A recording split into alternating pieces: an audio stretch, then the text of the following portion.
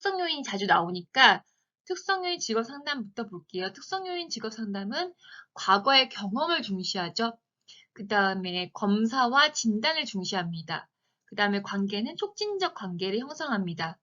그런데 내담자 중심은 이 두 가지를 비교했을 때 보면 현실을 중시해요. 아까 특성 요인은 과거였고 내담자는 현실을 중시하죠. 그 다음에 두 번째로는 이게 무조건 중요하다라고 반드시 중요하다라고 보진 않습니다. 그 다음에 내담자 중심의 직업 상담은 라프 형성, 관계 형성을 아주 중요시하게 생각하는 거죠. 그래서 특성유의 직업 상담과 내담자 중심 직업 상담의 차이를 잘 정리해 두면 될 것 같아요. 목동에서 합격의 기운을 받아가세요. 됩니다. 자, 제일 먼저 3요인에서는 자신을 이해하는 거예요. 자신. 그 다음에 직업을 이해하고 그 다음 이 두 가지를 연결하는 거죠.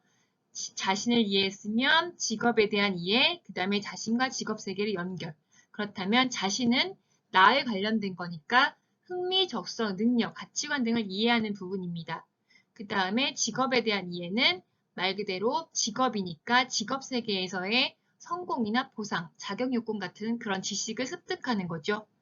그 다음 마지막 세 번째 얘네 두 가지를 자신과 직업 세계를 연결하는 부분이니까 특성 요인과 직업 요인에 관련해서 이것을 기초로 현명한 선택을 하도록 두 가지를 연결하는 겁니다. 직업 상담사 2급 목동에서 합격의 기운을 드립니다. 합격하세요. 자, 그러면 구성 타당도를 한번 살펴보겠습니다. 구성 타당도를 분석하는 방법에는 변별 타당도와 수렴 타당도가 있어요. 자, 그렇다면 변별이라는 건 말 그대로 이런 거죠.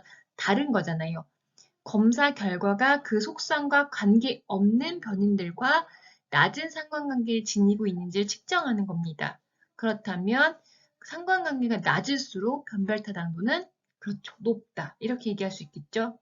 그 다음에 수렴 타당도는 검사 결과가 그 속성과 관계에 있는 변인들과 높은 상관관계를 지니고 있는지를 측정하는 거니까 상관관계가 높을수록 이번엔 수렴 타당도는 높다. 이렇게 할 수가 있겠죠. 저는 이번에 이번 시험 보면서 변별 타당도에 높은 상관관계를 지니고 있는 측정하는 내용은 기억이 났는데 아무리 생각을 해도 여기 아랫부분은 생각이 안 나는 거예요. 그래서 하나밖에 못 썼거든요.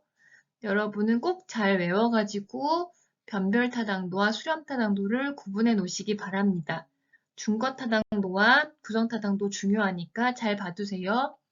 목동에서 합격의 기운을 드립니다. 중거 타당도라고 하는 것은 저는 이렇게 외웠거든요. 중거 타당도는 두 가지가 있어요. 예언 타당도와 여기 동시 타당도요. 자, 저는 준예동 이렇게 외웠거든요. 중거 타당도 문제가 나오면 예언 타당도와 동시 타당도. 그렇다면 중거 타당도는 심리 검사가 특정 증거와 어느 정도 관련성이 있는지를 파악하는 게 중거 타당도입니다. 문제에서 만약에 종류를 묻는다면 예언 타당도와 동시 타당도를 설명하시면 돼요. 자, 그렇다면 예언 타당도는 말 그대로 예언, 타당한지를 예측하는 거죠. 검사 점수와 미래행위 측정치 간의 상관계수를 측정하는 것입니다. 상관계수라는 걸 잘 기억해 주세요. 왜냐하면 여기 조금 이따 나올 건데 어떤 거는 상관계수, 어떤 거는 상관관계라고 표현하거든요. 자, 예언타당도와 동시타당도는 상관계수를 측정하는 겁니다. 저는 앞글자만 따서 이렇게 외웠죠. 검점, 미행이요. 검점, 미행, 상관계수. 이걸 측정하는 게 예언타당도입니다. 그렇다면 예시를 적으라고 한다면 예언하는 거니까 그렇죠. 적성검사가 높은 사람은 분명히 입사 후에 업무 수행도도 높을 것이다. 이렇게 예언하는 게 예언타당도입니다. 이 예시를 적어주시면 돼요.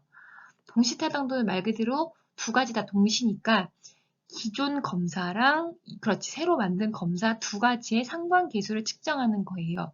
그래서 저는 기검, 세검, 상관계수 측정 이렇게 외웠죠. 기검, 세검, 상관계수 측정.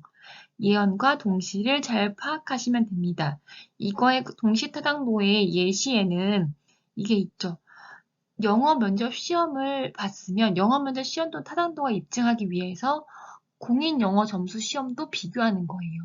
아, 영어 면접 시험이 높으니까 당연히 영어 점수 시험도 제출해라. 이렇게 해서 두 가지의 상관계수를 측정하는 거죠. 자, 그러면 오늘도 목동에서 합격의 기운을 받아가세요. 지금 제가 외운 방법을 한번 보여줄게요. 저는 그냥 편하게 하기 위해서 직업이라고 문제가 나온다면 이 네 가지 요건을 개경윤사로 외웠습니다. 제가 아는 사람 이름이 계시거든요. 개경윤사. 그래서 계속성, 경제성, 윤리성, 사회성. 자, 계속성이라고 하는 건 말 그대로 계속적으로 행할 의지가 있어야 하는 거죠. 이거를 그대로 외우려고 하지 마시고 계속성이라는 걸 알고 있으면 당연히 이거를 풀어쓰기만 하면 됩니다. 경제성이라고 하는 건 그렇죠. 돈을 벌 수 있어야 되는 게 경제성이잖아요. 그러니까 경제적인 거래 활동이 성립되어야 하고 무급은 직업이 안 됩니다. 자, 윤리성이라고 하는 건 우리 사회 활동에 맞아야 되는 거죠. 윤리적인 거예요. 반윤리적인 건 안 돼요. 그러니까 비윤리적이거나 반사회적인 활동은 직업으로 볼 수 없다. 그 다음 사회성은 사회 활동에 관련되는 거니까 사회에 가치 있고 기여 있는 일이어야지만 직업으로 규정할 수 있다라고 알아두면 되겠죠. 자, 목동에서 합격의 기운을 받아가세요. 직업 3단사 2급입니다.